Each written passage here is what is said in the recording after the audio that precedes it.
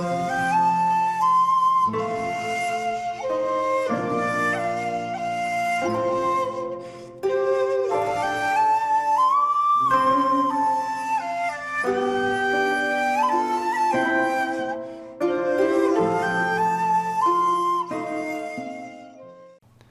there, this is Solitary Ronin from Solitary Ronin Films, and welcome to another random review. And today's random review is from 2014, and it's Still Life by Uberto Pasolini, my second favourite director called Pasolini. It's from 2014, so it's a relatively modern film. I know that's quite unusual for me, but this is a beautiful little film. Uberto Pasolini, bizarrely, was a producer on the full Monty, which is still a film I've never seen all the way through, which was obviously a huge box office success both in the UK and abroad. So he's only directed 2 films so far. I think there's one in post-production. So he wrote, produced and directed Still Life. He's also made a feel-good story about handball. But this one is about as far away from the full Monty as you can get. This stars the wonderful Eddie Marsan, who is one of Britain's kind of most underrated actors. He stars as John May. The film was known as Beautiful End in Italy and Mr. May in Germany, just for you trivia buffs out there. And he stars as a funeral officer in one of the London boroughs, and his job is to find relatives of people who die alone. Yep, cheery stuff. So this is a very quiet film. It's a very internal performance by Marsan as John May, strictly because he's got nobody to emote to. He lives on his own himself. And from the get-go, it did kind of strike a chord with me. Obviously, I am the Solitary Ronin, so this film and Dreams of a Life, which I've done a random review of previously, they kind of resonate with me. And this is a man who's got a very structured life. He has a routine. He peels apples in one go, which is reminiscent of a character in Ozu's Late Spring. I don't know whether that was deliberate or not. He's been doing this job for 22 years. He is invested. He's like a detective, essentially. He is invested in trying to find the relatives of these people who have died alone. There's some wonderful little vignettes of the funeral, because he arranges the funeral of these people, and he's pretty much the only person at the funeral. So he chooses the funeral music. You know, he gets to know these people and their lives. He writes the kind of obituary for the priest or the preacher or whoever it is, depending on their denomination, of what they say at the funeral. So automatically you're on this character's side. You like the guy.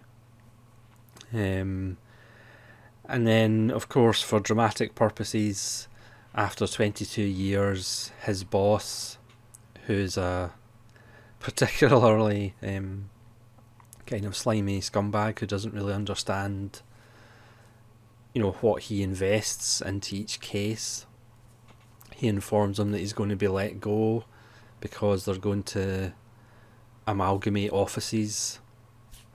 So he's going to be let go after 22 years. So he has the last case that he just picked up that morning.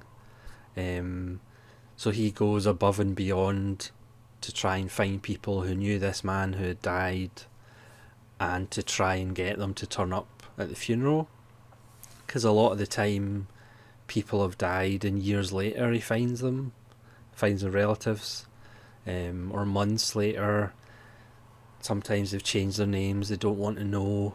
So that's why a lot of the time he's the only person at the funeral.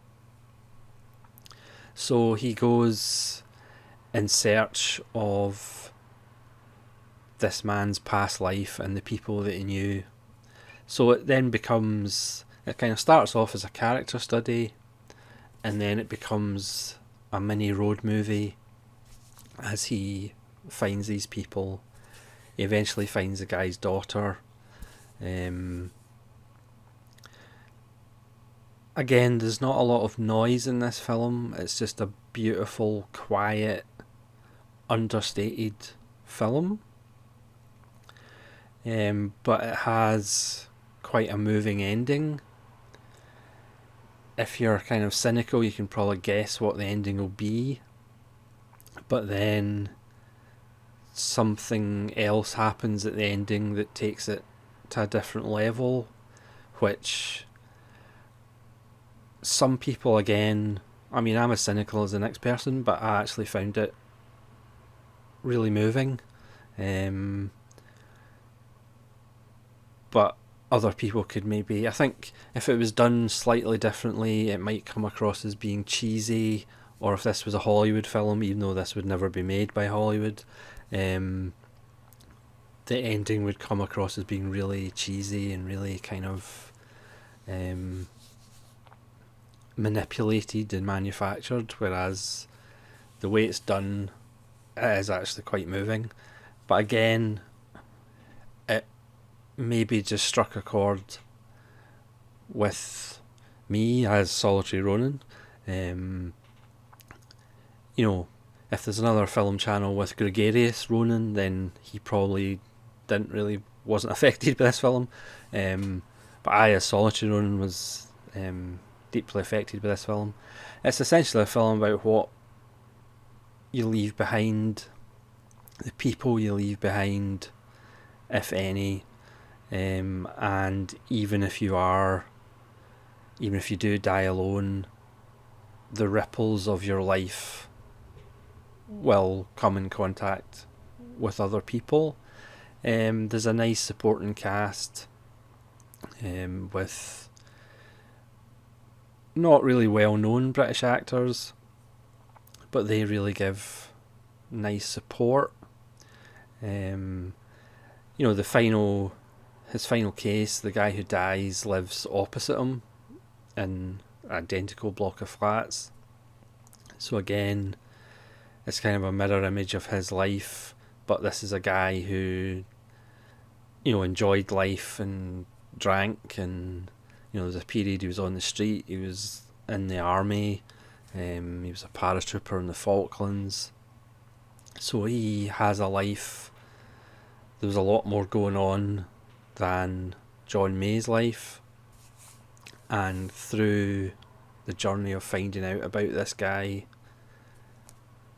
you know, John May thinks about his own life, and how he has a structured order. It's a beautiful little film. Again, I'm probably not doing it justice because there's not actually that much to it. It's written in a very spare way, but the dialogue is wonderful. It's just got a very simple, it's shot very simply, it's quite grey and has muted colours. You know, the setups are simple, there's a lot of static camera, there's not a lot of flashiness about the film, which wouldn't have sat with the subject matter. Again, it's a film that I wasn't aware of, but again, I'm not really aware of modern films. but you can see why it perhaps never really got an audience. It fell through the cracks just because it's one of those little British films that are well made, well acted, about important things, about mortality and death. So it's not really gonna rake in the popcorn and the money. So thanks very much for watching this random review of Still Life. Please let me know if you've seen it and what you think of it. As far as I know, it's only available in DVD, sadly, but this artificial eye release, the print's actually very nice. Hopefully one day it might get more appreciation. I was really impressed with it. I think from the get-go, the character and what he does kind of hooked me into the story pretty much immediately. Again, other people might not feel that way. And like I said, I found it really moving at the end and really done very well. Because like I said, the ending could come across as being cheesy or whatever, but I thought it was actually quite moving, and could bring a tear to a glass eye. So thanks so much for watching. I do urge you to go pick this up because I got it off eBay and it was really cheap. But I think, well, I don't know. You might enjoy it. You might be bored by it. I'm not sure. But for me, it's just an absolute little gem. And certainly one of the better modern films that I've seen. So thanks very much for watching. And hopefully we'll see you again for more random reviews. This is Solitary Ronan saying farewell and have a good day.